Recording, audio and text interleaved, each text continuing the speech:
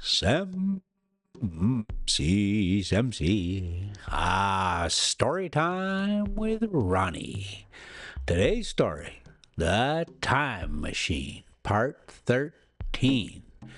And we's coming to you from the Dead Horse Point State Park in Utah, just outside of Moab. And we was there for Christmas, and this is probably a day or two after that. I was checking out what I might want to do for this Christmas, and I came across this one, so let's do that. We's leaving Dead Horse Point State Park.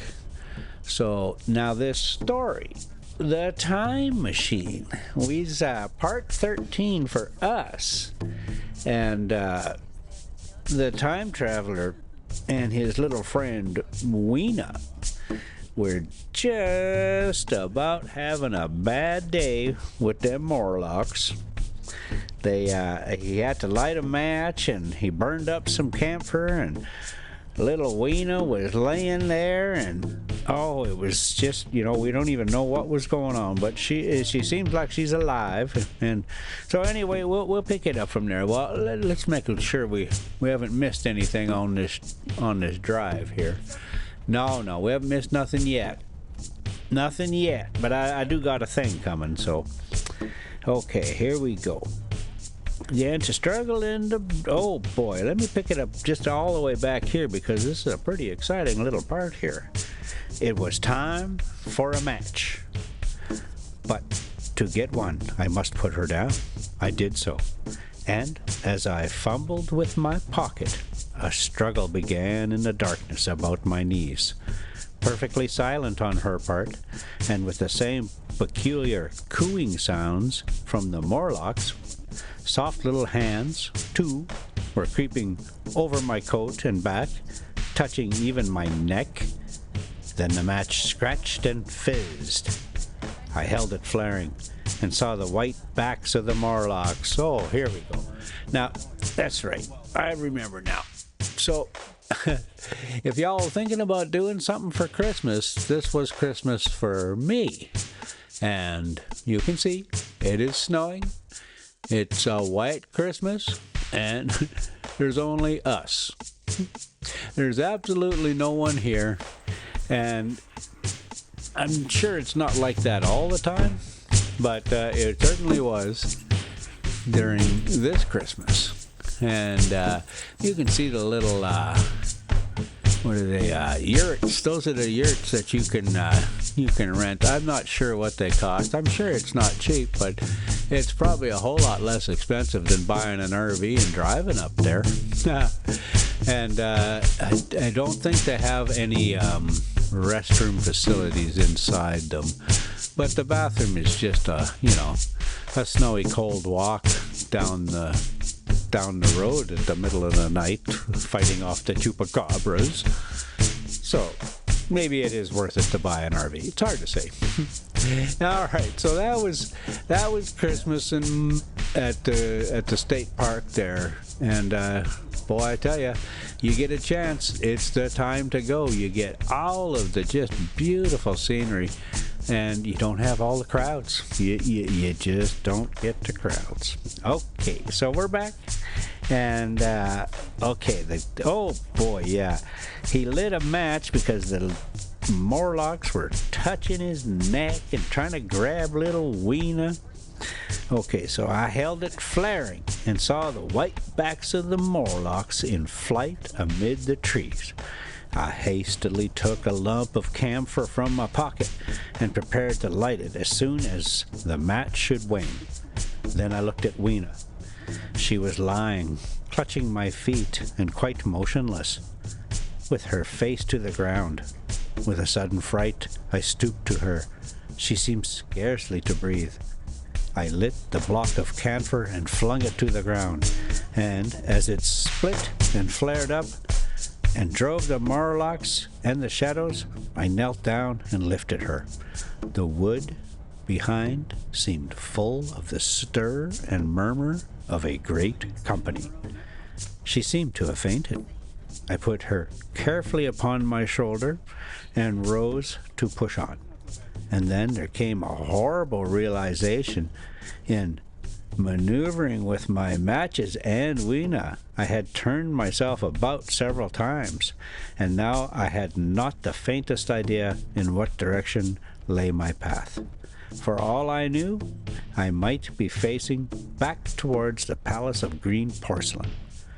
I found myself in a cold sweat. I had to think rapidly what to do. I determined to build a fire and encamp where we were. I put Weena, still motionless, down upon a turfy bowl, and very hastily, as my first lump of camphor waned, I began collecting sticks and leaves. Here and there, out of the darkness around me, the Morlock's eyes shone like carbuncles. I was going to say like barnacles, but carbuncles. I'm not sure what a carbuncle is. The camphor flickered and went out. I lit a match, and as I did so, two white forms that had been approaching Weena, dashed hastily away. One was so blinded by the light that he came straight for me, and I felt his bones grind under the blow of my fist. He gave a whoop of dismay and staggered a little way and fell down. I lit another piece of camphor and went on gathering my bonfire. Presently I noticed how dry some of the foliage above me, for since my arrival on the time machine,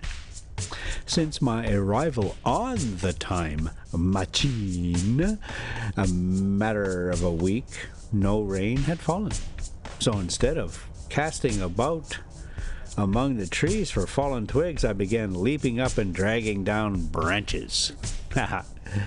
Very soon I had a choking, smoky fire of green wood and dry sticks, and could economize my camphor. Then I turned to where Weena lay beside my iron mace. I tried what I could to revive her, but she lay like one dead. I could not even satisfy myself whether or not she breathed. Let's take a look at this little drive. There's a nice little kind of a hairpin turn thing where we dip down, and it's just, maybe we did it already. You know what? Belay the last. No, it's still coming up. The road's got ice all over it. But, I get carried away. I'll sit here and look at this, and there you go. That's why we put some background music in there, because all of a sudden, I'll stall out sitting here. Okay. Economize my camphor. Then I turned to Weena. Okay, she's like dead, right? Like, I think they probably gave her a shot or something, to make them not fight as they take them off to eat you. Now, the smoke of the fire beat over towards me, and it must have made me heavy of a sudden. Moreover, the vapor of the camphor was in the air. My fire would not need replenishing for an hour or so. I felt very weary after my exertion, and sat down. The wood, too, was full of a slumberous murmur that I did not understand. Yeah, I seemed just to nod and open my eyes, but all was dark, and the Morlocks had their hands upon me, flinging off their clinging fingers. I hastily felt in my pocket for the matchbox, and it had gone. Then they gripped and closed with me again. In a moment I knew what had happened. I had slept, and my fire had gone out, and the bitterness of death came over my soul. The forest seemed full of the smell of burning wood. I was caught by the neck, by the hair, by the arms, and pulled down. I was indescribably horrible in the darkness to feel all these soft creatures heaped upon me. I felt as if I was in a monstrous spider web. I was overpowered and went down. I felt little teeth nipping at my neck. I rolled over, and as I did so, my hand came against my iron lever. It gave me strength. I struggled up, shaking the human rats from me. And, holding the bar short, I thrust where I judged their faces might be. I could feel the succulent giving of flesh and bone under my blows. And, for a moment, I was free. The strange exaltation that so often seems to occupy hard fighting came upon me. I knew that both I and Weena were lost, but I determined to make the Morlocks pay for their meat. I stood with my back to a tree, swinging the iron bar before me.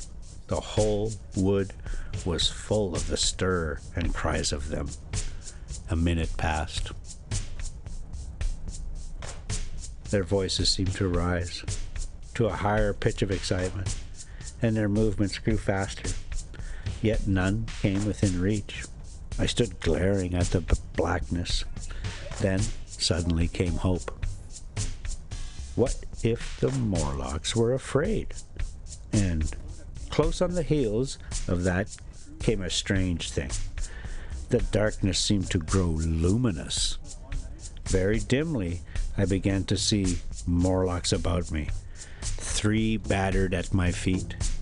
And then I recognized with incredulous surprise that the others were running in an incessant stream, as it seemed, from me and away from the wood in front. And their backs seemed no longer white, but reddish. Ha! As I stood agape, I saw a little red spark go drifting across a gap of starlight between the branches and vanish. And at that I understood the smell of burning wood. The slumberous murmur that was growing now into a gusty roar, the red glow, and the Morlock's flight. All right, let's take a look at this drive again, because I think this is just such a, it's just incredible. Like, you take a look at this. Oh, look at the layers, Ethel. Oh, no, that's something different. Ha. Yeah, this is the little turnabout here. There's a little hairpin turn down here, and it's on the north side, so he never gets any sun. So of course it's covered in ice. But they did a pretty good job of throwing sand on it. And if you know much about driving in the snow, you're plenty safe. You got 40-some thousand pounds. If as long as you keep your head about you, you're doing pretty good. You'll do just fine. Anyway, so let's just, oh boy, look at that. And I lost my spot too, so we might just have to look at this road just a little bit more. Yeah, he dips down in there, and then we do another little lefty-loopy there that's got ice all over it. And on the way in, I'll have to find that footage for when we came in, because it was, the storm kind of happened as we were coming in, and then just finished up the day or two before we left, kind of thing. So it's in good shape, but I bet it was a little bit stressful at times. All right. I felt teeth, no strange exaltation. What if the Morlocks were afraid? Oh, right, he set the whole damn place on fire. That's what happened, right? I understood the smell of burning wood. Slumbers, murmur, Morlocks in flight. Oh, boy, gusty roar. Okay. Stepping out from behind my tree and looking back. Oh, no, you know what? I got to look at this road a little bit, because it's just not that often that you get as much snow as there was there in in that Moab area there. Yeah, it was a little dicey down here, but not bad at all. The way in was definitely worse. But yeah, that sure is pretty, and yeah, not a single person around. So the time to go. Have I mentioned it's the time to go and visit the Moab area? All right. Yeah, just imagine, New Year's in Moab. I think that one actually gets a little bit busier. But everybody wants to be down around the Colorado there. There's a whole string of BLM campgrounds down there, and they're first come, first serve, and that's, there's a lot of the good hiking and climbing. There's some good bouldering areas over there, and jeeping, and come on now, not everybody wants to ride a mountain bike here. All right, so here we go. Back to the story. My iron bar. Okay, yeah. Stepping out from behind my tree and looking back, I saw through the black pillars of the nearer trees the flames of the burning forest. It was my first fire coming after me. With that, I looked for Weena, but she was gone. The hissing and crackling behind me, the explosive thud as each fresh tree burst into flame, left little time for reflection. My iron bar still gripped. I followed in the Morlock's path. It was a close race. Once the flames crept forward so swiftly on my right that I ran that I was outflanked and had to strike off to the left. But at last I emerged upon a small open space, and as I did so, a Morlock came blundering towards me and past me and went on straight into the fire. And now I was to see the most weird and horrible thing, I think, of all that I had beheld in the future age. This whole space was as bright as day with the reflection of the fire. In the center was a hillock or tumulus surmounted by a scorched hawthorn. Beyond this was another arm of the burning forest, with yellow tongues already writhing from it, completely encircling the space with a fence of fire. Upon the hillside were some 30 or 40 Morlocks, dazzled by the light and heat, and blundering hither and thither against each other in their bewilderment. At first I did not realize their blindness, and struck furiously at them with my bar, in a frenzy of fear. As they approached me, killing one and crippling several more. But when I had watched the gestures of one of them groping under the hawthorn against the red sky, I heard their moans. I was assured of their absolute helplessness and misery in the glare, and I struck no more of them. Where are we at?